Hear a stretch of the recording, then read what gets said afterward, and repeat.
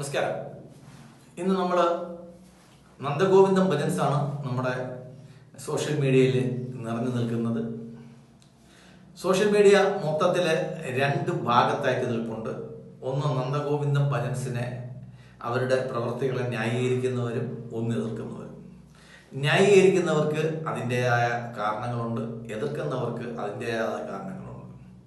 നമുക്ക് ഈ രണ്ടുപേരുടെയും കാരണങ്ങൾ നമുക്കൊന്ന് പരിശോധിക്കാം. ആദ്യത്തെ കാര്യം, നന്ദഗോവിന്ദൻ ഭജൻസ് അതിനിടയിൽ ഒരു ക്രിസ്തീയ ഭക്തിഗാനം പാടി എന്നുള്ളതാണ്. അത് പെട്ടെന്ന് കേൾക്കുമ്പോഴത്തേക്ക് അത് അരോചകമാണെന്ന് തോന്നും. അപ്പോൾ വിഷകല ടീച്ചർ എന്ന് പ്രസിദ്ധമായി അറിയപ്പെടുന്ന ആളും എന്നാൽ യഥാർത്ഥത്തിൽ ശശികലയുമായ ടീച്ചർ ഇതിനെ പറ്റിയിട്ട് ഒരു അഭിപ്രായം പറയുകയുണ്ടായി. അവർ പറയുന്നത്, മക്കളെ, ഈ നന്ദഗോവിന്ദം ഭജൻസ് നല്ലതാണ്, എനിക്കിഷ്ടമാണ്. പക്ഷെ ഇത് പാൽപ്പായസം പോലെ മധുരമുള്ളതാണ്, കണ്ണന് ഇഷ്ടമുള്ളതാണ്. പക്ഷെ അതിൽ ചിക്കൻ മസാല ഇട്ടാൽ അതിനുള്ള രുചി കുറയുമെന്ന് പറഞ്ഞു. അപ്പം ടീച്ചറുടെ ഉപമയൊക്കെ വളരെ ലളിതമാണ്, വളരെ ലാഘവമുള്ളതാണ്, ശരിയുമാണ്.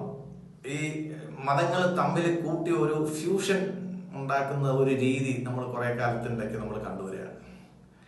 ഈ ഫ്യൂഷൻ നല്ലതാണ്, ഓട്ടെ, ഓക്കെ, അതവിടെ നിൽക്കട്ടെ. ഇനി ഇതിനെ അനുകൂലിക്കുന്നവർ പറയുന്നത് അവർ സെക്യുലറാണ്, അതുകൊണ്ടാണ് അവർക്ക് അങ്ങനെയും കൂടെ ഒന്ന് പാടാൻ തോന്നിയെന്ന് പറയുന്നത്. അപ്പോൾ ഇതിൽ അടുത്ത മൂന്നാമതൊരു വർഷം കൂടുതൽ ന്യായീകരിച്ചുകൊണ്ട് കണ്ടത് നമ്മളേവരും ഏറ്റവും ബഹുമാനിക്കുന്ന കേരളത്തിലെ കവിതയുടെയും സംഗീതത്തിൻ്റെയൊക്കെ കാരണവരായിട്ടുള്ള ശ്രീകുമാരൻ തമ്പിയാണ്. അദ്ദേഹം പറഞ്ഞേക്കുന്നത്, റസൂലെ ആ പാട്ട്, അങ്ങനെ ഞാൻ എഴുതിയ എത്രയോ പാട്ടുകൾ ക്രൈസ്തവ ഭക്തിഗാനങ്ങൾ കേൾക്കാത്തവരായിട്ട് ആരെങ്കിലും ഉണ്ടോ? ഇല്ല. ഞാനൊരു ഹിന്ദു ആയതുകൊണ്ട് എനിക്കൊരു ക്രൈസ്തവ ഭക്തിഗാനം എഴുതുന്നതിനകത്ത് എന്താ കുഴപ്പം? അതേപോലെ യൂസഫ് അലി കേച്ചേരി, സത്യം പറഞ്ഞു കഴിഞ്ഞാൽ അദ്ദേഹം പറഞ്ഞത് ശരിയാണ്. മലയാളത്തിലെ ഏറ്റവും കൃഷ്ണനെ പറ്റിയുള്ള ഏറ്റവും മധുരതരമായിട്ടുള്ള ഗാനങ്ങൾ എഴുതിയതെല്ലാം യൂസഫ് അലി കേച്ചേരിയാണ്. ഈ കൃഷ്ണനെ പറ്റിയും അയ്യപ്പനെ പറ്റിയിട്ടുള്ള ഏറ്റവും നല്ല പാട്ടുകൾ ഏറ്റവും ഭംഗിയായി പാടിയിട്ടുള്ളതും എന്നും നമ്മൾ കേൾക്കുന്നത് യേശുദാസിൻ്റെയാണ്. അപ്പം ഇവരൊക്കെ ചെയ്തതിനകത്ത് ഒരാൾ സിനിമയാണത്. സിനിമയ്ക്കകത്ത് നമുക്ക് എല്ലാ മതത്തിനെ പറ്റിയിട്ടും പറയാം, അമ്പലത്തിനകത്തും പള്ളിക്കകത്തും നമുക്ക് എല്ലാ മതത്തിനെ പറ്റിയിട്ടും പറയാൻ പറ്റത്തില്ലല്ലോ ശ്രീകുമാരൻ തമ്പി സാറേ. അപ്പോൾ സെക്യുലർ ആകണമെങ്കിൽ മറ്റൊരു പാട്ടും കൂടെ പാടണമെന്നാണ് നിർബന്ധമെങ്കിൽ ഹിന്ദുക്കൾ മാത്രം സെക്യുലർ ആയാൽ പോരല്ലോ എൻ്റെ പൊന്ന് ഷാരിൻ സക്കറിയ സാറേ. സെക്യുലർ ആകുമ്പോൾ നമുക്ക് എല്ലാവരും സെക്യുലർ ആവണ്ടേ? ഇതിനിടയ്ക്ക് വളരെ രസകരമായിട്ടുള്ളൊരു സംഭവം എൻ്റെ ഒരു സുഹൃത്തിനെ പറ്റിയിട്ട് ഉള്ളതാണ്. അദ്ദേഹം എന്നോട് ക്ഷമിക്കുമെന്ന് വിചാരിക്കുന്നു. എൻ്റെ വളരെ അടുത്ത ഒരു സുഹൃത്താണ്. അദ്ദേഹം ഒരു റിട്ടയർഡ് കോളേജ് അധ്യാപകനും കൂടെയാണ്. അദ്ദേഹം ഇസ്ലാം മത വിശ്വാസിയാണ്. ഞാൻ അദ്ദേഹമായിട്ട് സംസാരിച്ചിരിക്കുമ്പോഴത്തേക്ക് അദ്ദേഹത്തിന് വളരെ പ്രധാനപ്പെട്ട ഒരു കോൾ വരുന്നു. എൻ്റെ കൂടെ ഇരുന്നാൽ എടുക്കാൻ സ്വാതന്ത്ര്യമുള്ള അത്ര ഒരു സൗഹൃദം എനിക്കും അദ്ദേഹമായിട്ടുണ്ട്. അപ്പോൾ അദ്ദേഹത്തിന് വന്ന കോള്, അദ്ദേഹത്തിൻ്റെ ഒരു സഹോദരിയുടെ കോളാണ് വന്നത് സൗദി അറേബ്യയിൽ ഈ പുള്ളിക്കാരി ഹജ്ജ് ചെയ്തുകൊണ്ടിരിക്കുന്ന സമയത്ത് ഹജ്ജിന് കയറുന്നതിന് തൊട്ട് മുമ്പായിട്ട് വിളിച്ച് അദ്ദേഹത്തിൻ്റെ അനുഗ്രഹങ്ങൾ നേടുകയാണ്. അപ്പോൾ അദ്ദേഹം അനുഗ്രഹിച്ചിട്ട് പറഞ്ഞു, എല്ലാവരുടെയും ആരോഗ്യത്തിന് വേണ്ടിയിട്ട് ദുആ നേരണം, നമ്മുടെ രാജ്യം സെക്യുലർ ആവുന്നതിന് വേണ്ടിയിട്ട് ദുആ ചേരണം. ഇപ്പം ഞാൻ കളിയാക്കി പറഞ്ഞു, നമ്മുടെ രാജ്യം മാത്രമല്ല ലോകത്ത് എല്ലാവരും സെക്യുലർ ആവാൻ വേണ്ടിയിട്ട് ദുആ ചേരണമെന്ന് പറഞ്ഞു.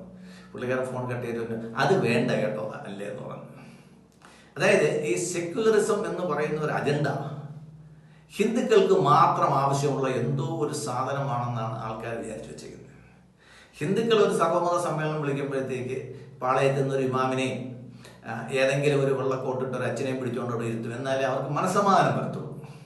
പക്ഷേ ഇത് ഹിന്ദുക്കൾക്ക് മാത്രം ആവശ്യമുള്ള ഒരു സാധനമാണോ സെക്യുലറിസം എന്നുള്ള കാര്യത്തിൽ എനിക്ക് പലപ്പോഴും കൺഫ്യൂഷൻ തോന്നിയിട്ടുണ്ട്.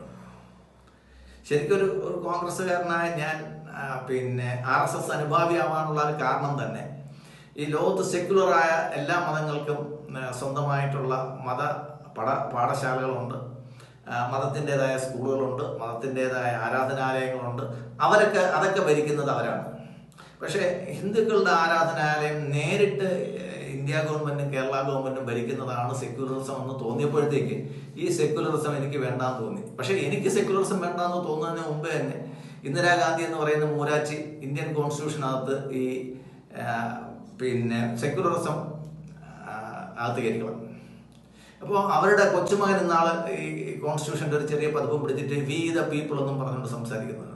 ഈ വി ദ പീപ്പിൾ എന്നും പറഞ്ഞുകൊണ്ട് അംബേദ്കർ ഉണ്ടാക്കിയ ഇന്ത്യൻ പാർലമെന്റ് അംഗീകരിച്ച ഇന്ത്യയുടെ ഭരണഘടനാ നിർമ്മാണ സമിതി അംഗീകരിച്ച ഇന്ത്യൻ ഭരണഘടനയ്ക്കകത്ത് സെക്യുലറിസം എന്നൊരു വാക്ക് ഇല്ലല്ലോ എൻ്റെ രാഹുൽ മോനെ.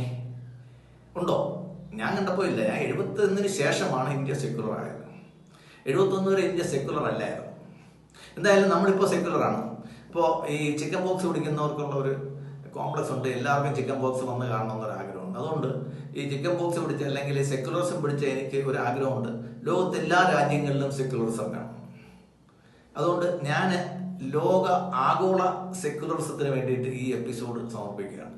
ലോകത്ത് എല്ലാ രാജ്യങ്ങളിലും സെക്യുലറിസം വരട്ടെ എന്നാണ് എൻ്റെ ആഗ്രഹം. അത് സൗദി അറേബ്യ ആയാലും വത്തിക്കാൻ ആയാലും അവിടെയൊക്കെ നമ്മുടെ സെക്യുലറിസം വേണം. രാവിലെ പോപ്പിൻ്റെ പ്രസംഗം കഴിഞ്ഞു കഴിഞ്ഞാൽ ഉടൻ ഭജഗോവിന്ദം കേട്ട് കഴിഞ്ഞാൽ ഭയങ്കര രസമായിരിക്കും.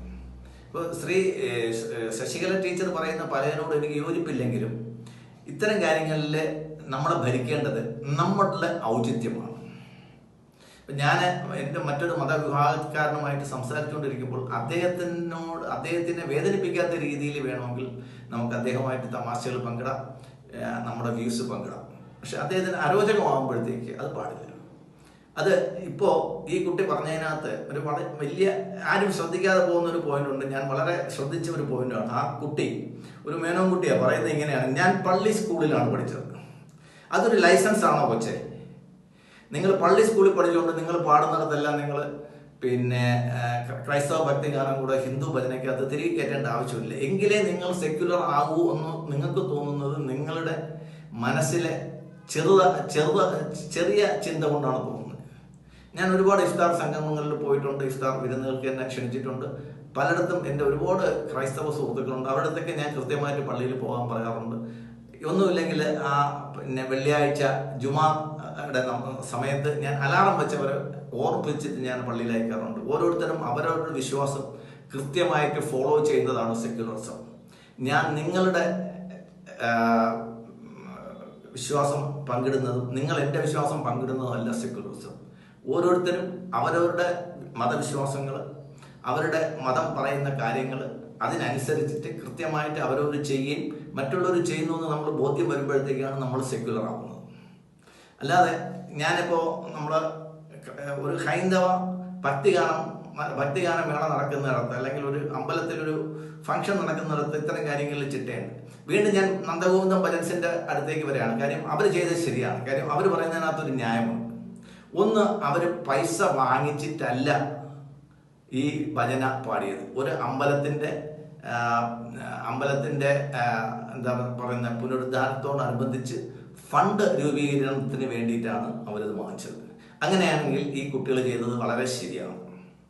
കാര്യം അവർ ആരിൽ നിന്ന് പൈസ വാങ്ങിച്ചിട്ടില്ല. നമ്മൾ ഒരാളിൽ നിന്ന് പൈസ വാങ്ങിച്ചിട്ടില്ലെങ്കിൽ നമുക്ക് ഒരാളെ സംരക്ഷിക്കേണ്ടതോ അല്ലെങ്കിൽ അവരുടെ താല്പര്യങ്ങൾ സംരക്ഷിക്കാനോ നമുക്ക് താല്പര്യമില്ല, നമുക്ക് ബാധ്യതയില്ല.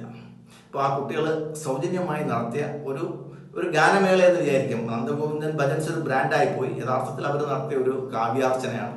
അതിനകത്ത് യേശുക്രിസ്തുവിൻ്റെയോ അല്ലെങ്കിൽ പിന്നെ മുഹമ്മദ് നബിയുടെയോ ഗാനങ്ങൾ വരുന്നതിനകത്ത് നമുക്ക് യാതൊരു തെറ്റും പറയാൻ കാരണമല്ല. അപ്പോൾ അവർ ചെയ്തത് ശരിയാണ്. ഒന്ന്. പിന്നെ രണ്ട്, നമുക്ക് വേണ്ടത്, നമുക്ക് ഈ ഒരു നന്ദഗോവിന്ദൻ ഭജൻസ് പോരാ. നമ്മുടെ കുട്ടികൾ, അതായത് ഇപ്പം നമ്മുടെയൊക്കെ ബാല്യകാലത്ത് മണ്ഡലകാലത്ത് നമ്മൾ 41 ദിവസവും അമ്പലങ്ങളിൽ ഭജനയുണ്ട്, ഭജന ട്രൂപ്പുകളുണ്ട്. ഈ ഭജനയായിട്ട് നമ്മൾ വീടുകളിൽ ഭഗവാന്റെ രൂപം എഴുന്നള്ളിച്ചുകൊണ്ട് പോകാറുണ്ടായിരുന്നു. ഇതെല്ലാം നമ്മൾ വോളണ്ടിയറായിട്ട് ചെയ്യുന്ന കാര്യങ്ങളാണ്, ഭക്തിയുടെ ഭാഗമായിട്ട് ചെയ്യുന്ന കാര്യങ്ങളാണ്. അത് മറ്റൊരു മതവിശ്വാസികളുടെ വീട്ടിൽ പോകാതിരിക്കാൻ നമ്മളെപ്പോഴും ശ്രദ്ധിക്കാറുണ്ട്. പക്ഷേ ഇപ്പോൾ സെക്യുലറായിട്ടുള്ളവർ പിന്നെ ക്രിസ്മസിൻ്റെ കരോളുമായിട്ട് എല്ലാവരുടെയും വീട്ടിൽ നിർബന്ധപൂർവ്വം കയറി ചെല്ലുന്ന ഒരു പ്രവണത കാണുന്നുണ്ട്. അത് ശരിയല്ല. നമ്മുടെ സ്വാതന്ത്ര്യം, മറ്റൊരാളുടെ സ്വാതന്ത്ര്യം തുടങ്ങുന്നിടത്ത് നമ്മുടെ സ്വാതന്ത്ര്യം അവസാനിക്കുന്നു എന്ന് പറയുന്ന ഒരു മഹത് വാക്യമുണ്ട്. എൻ്റെ സ്വാതന്ത്ര്യം അവസാനിക്കുന്നത് മറ്റൊരാളുടെ സ്വാതന്ത്ര്യം തുടങ്ങുമ്പോൾ എൻ്റെ സ്വാതന്ത്ര്യം അവസാനിപ്പിക്കണം. അപ്പോൾ ഇത് ഒരു പൊതുപരിപാടിയായിട്ട് അവർ ചെയ്തപ്പോൾ അവരങ്ങനെ ഒരു പാട്ട് പാടിയെങ്കിൽ അവരെ കുറ്റം പറയാൻ പാടില്ല. പക്ഷെ നമുക്ക് ഒന്നല്ല, നമുക്ക് ഇതുപോലെ ഒരു 100 ഭജന സംഘങ്ങൾ, ഡെഡിക്കേറ്റഡ് ആയിട്ടുള്ള ഭജന സംഘങ്ങൾ നമുക്ക് വേണം. നന്ദഗോവിന്ദൻസ് വെർഷൻ 1 പോരാ, 2, 3, 4, 5, 6 ഒക്കെ വേണം. അപ്പോഴേ ഇത് തമ്മിലുള്ള ഒരു ശരിക്കുള്ള ഒരു കോമ്പറ്റീഷൻ ഉണ്ടാവുള്ളൂ. നന്ദി, നമസ്കാരം.